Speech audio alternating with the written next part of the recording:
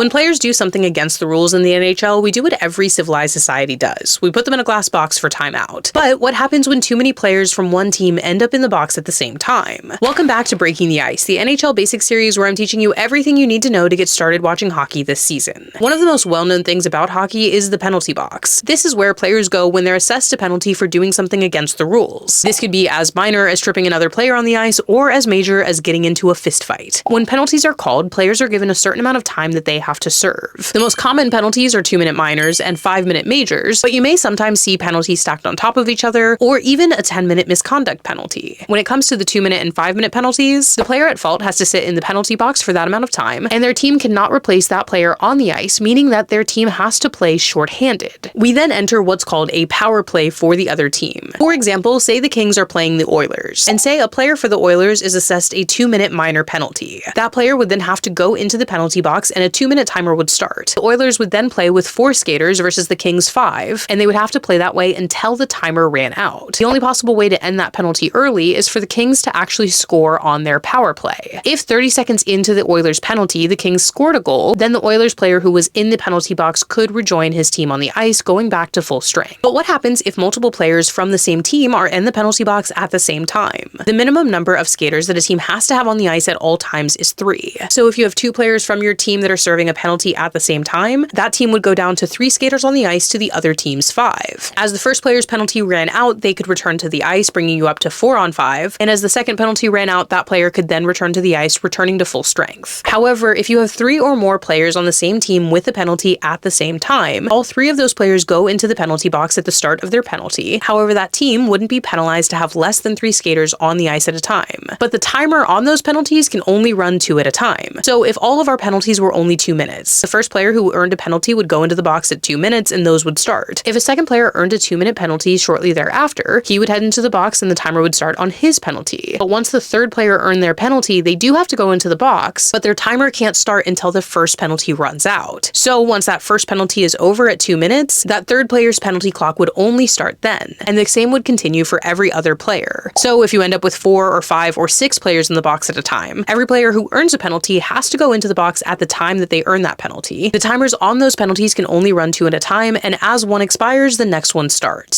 So the more penalties you have, the longer you'll go shorthanded, but you'll never have to play with less than 3 skaters on the ice at a time. And that's how we deal with multiple penalties in the NHL. Be sure to drop any questions that you have about hockey so that I can include them in this basic series, and be sure to follow along for the rest of Breaking the Ice.